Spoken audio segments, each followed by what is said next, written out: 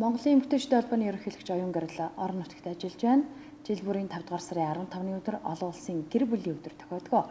Энэхүү өдрийг огтож Монголын эмэгтэйчүүдийн холбооны ерөнхийлөгч Оюун Гарал орон нутагт зохион байгуулагдж байгаа үйл ажиллагаанд оролцохоор хурж ирээд байгаа юм.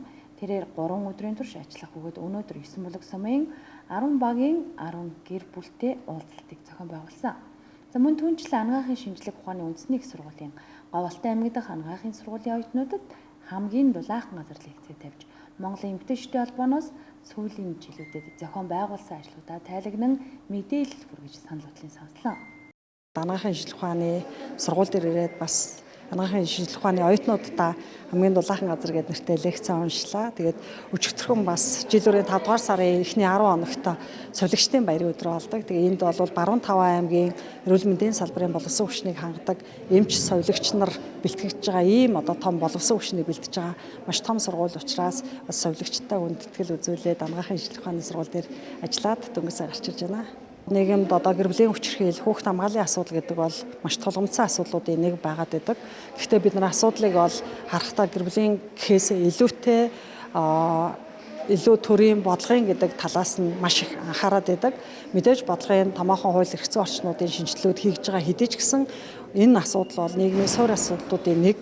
Тэр утгаараа эрэгтэй эмэгтэй хүн бүр насанд хүрсэн иргэн бүр гэр бүл зохиож байгаа ээж аав болгон энэ асуудлыг анхаарч энэ хүчирхийллээс өрсөн сэргийлэх, хүчирхийллийг бууруулах, хүүхд хамгааллын асуудал дээр анхаарлаа хандуулахад энэ бол хамгийн чухал асуудал байдаг. Тэгэхээр цаашлаад Монголын эмэгтэйчүүдийн холбооноос гэр бүлийн тухай оюут нэмэлт өөрчлөлт оруулах 2 саналыг бид нар гаргаад явж байгаа. Энэ нь бол гэрэлтийн гэрээтэй байх асуудал, салтын дараа хамтын үүргийн гэрээтэй байх асуудлууд яригддаг. Тэгэхээр хууль эрх зүйн орчнууд ч гэдэг юм уу Монгол сайн хуулиуд байна уу байна, сайжруулах шаардлагууд ч бас байна уу байгаа. Гэхдээ зөвхөн хуулийн бодлогын түвшинд харах биш.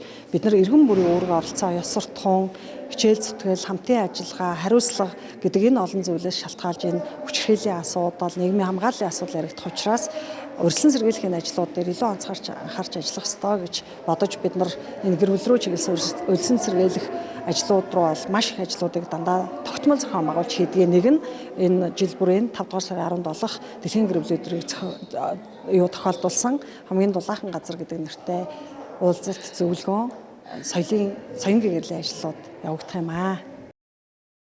Монголын эмэгтэйчүүдийн холбооноос хавдраггүй Монгол эмэгтэй төслийн хүрээнд 330 сумын сургуулийн дотуур байр анги танхимд ариун цэврийн хэрэгслийн нандин хайрцагийг байршуулах ажлыг улсын хэмжээнд өрнүүлээд байгаа талаар мэдээлсэн.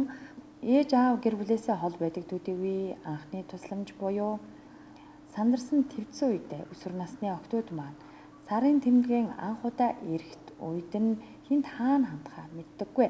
За энэ үед нандин хайрцаг тус олох нэн ач холбогдолтой гэдгийг эхний үр дүн Говьалтай аймагт аль хэдийн гарсан. Ариун цэврийн хэрэглэл ичих зүйл биш юм. Зогтго өгөөд бие биенийхээ ялгаатай байдлыг мэдэж эмзэг хүнд үед нь бие биенээ ойлгож хүнлэх тухай мэдээлэл зөвлөмжийг нандин хайрцагаар дамжуулж өсвөр үеийнхэнд хүргэдэг. Тэгвэл энэ удаад анагаахын шинжлэх ухааны үндэсний сургуулийн 2 ангид нандин хайрцагийг байршуулж байлаа. Манай сургууль дээр болохоор Монголын эмэгтэйчүүдийн холбооны ерөнхийлөгч Оюун Гарал маань ихч маань ирж оюутнуудтай маань уулзлаа. За энэхүү уулзалтандаа болохоор өөрийнхөө хийдэг ажлыг бид бүхэн тайлгнаж ерөнхий мэдээллийг өгсөн. Мөн хамгийн дулаахан газар бол хайр ондорсон тийм сайхан газар байна гэдгийг ойлгож авсан оюутнууд маань ч гэсэн ойлгож авсан бахаа гэж найдаж байна. За цаамаа намайг Муратцага огт Алтенц гэдэг би Баяуулгын аймагаас суралцж байгаа их баригчаар энэ жил 2 дугаар курс оюутан.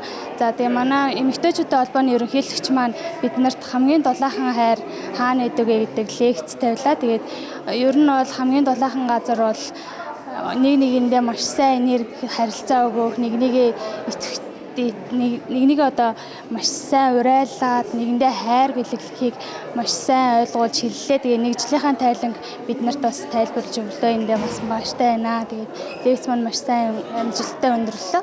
Эмэгтэйчүүдийн холбооны Оюун Гарал гэдэг маань ерөөсөө бид нар харж байгаагүй. Тэгээ бид нартай ингээд нүүр тулж ингээд харилцаад ингээд лекц тавьсандаа бид нар бол маш их баяртай байна. Анагаах шинжлэх ухааны үндэсний их сургуулийн Говьалтай аймаг дахь салбар анагаах ухааны сургууль оюутны хөгжил хөтөлбөрийн хүрээнд Монголын эмэгтэйчүүдийн холбооны ерөнхийлөгч инхүү нандин төсөл болоод хамгийн дулаахан газар нэртэй гэр бүлийн аз жаргалын лекцэн танилцуулсан юм а. За энэхүү Монголын эмэгтэйчүүдийн холбооны ерөнхийлөгч орон нутагт ажиллах үеэрээ эмэгтэйчүүд охид бүсгүйчүүдэд сургалт сурталчилгаа нөлөөллийн ажлыг амжилттай зохион байгуулж байна.